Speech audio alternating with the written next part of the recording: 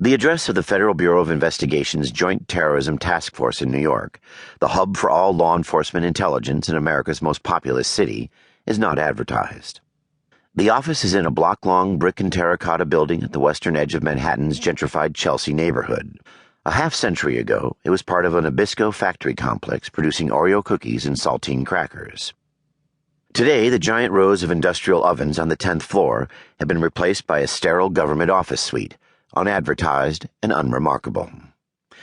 From that floor, Assistant Special Agent in Charge Dan Borelli had one of the most spectacular views in the city.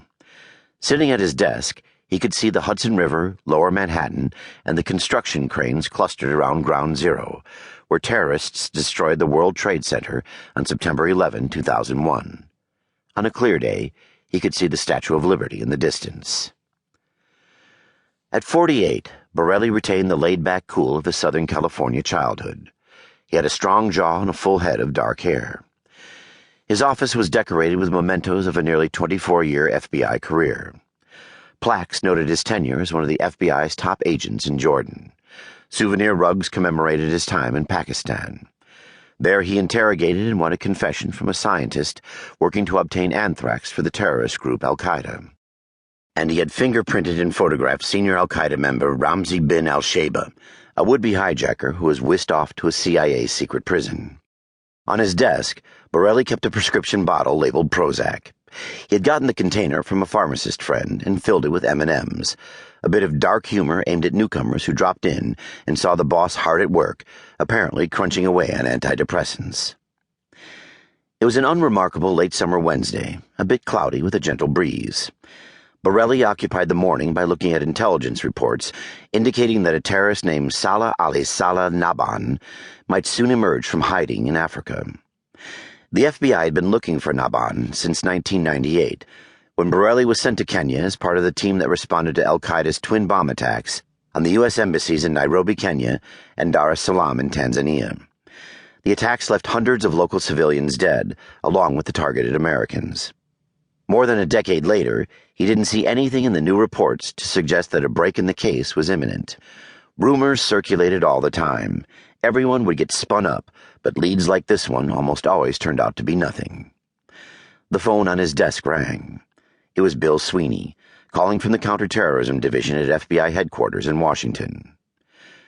"You up to speed on high-rise?" Sweeney asked. Borelli had the highest level of security clearance and was privy to intelligence from across the globe that had anything to do with New York. As a supervisor of the country's largest counterterrorism task force, the one designated to protect America's #1 target, Borelli was expected to know about problems before headquarters called.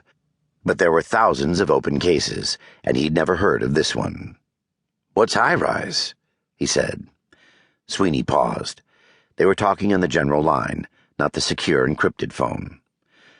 "You better get up to speed," Sweeney advised. "It's coming at you, 90 miles per hour." Even as one of the office's most senior people, Borelli could not access top-secret intelligence at his desk. Though everyone in the FBI office suite had passed background checks and polygraphs, federal regulations require that the nation's most highly classified information be stored in special rooms accessible only to those with the right clearances and a need to know. The rooms are called Sensitive Compartmented Information Facilities, or SCIFs. They can't be found in any public blueprint or building schematic, but there are thousands around the country, in federal buildings, on military bases, and in the offices of private security contractors. The White House Situation Room is one, as is the Joint Chiefs of Staff conference room known as the Tank. Whether they are the size of an auditorium or a broom closet, everything about these rooms is governed by strict rules.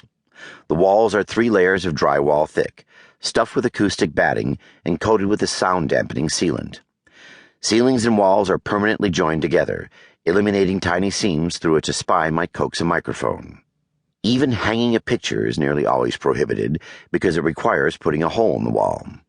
The heating and air conditioning ductwork is soundproofed and guarded by steel, either by heavy grills or half-inch thick bars welded both vertically and horizontally in 6-inch intervals.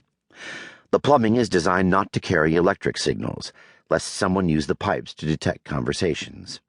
Utility lines for the rest of the building are not allowed near these rooms, and every cable that serves them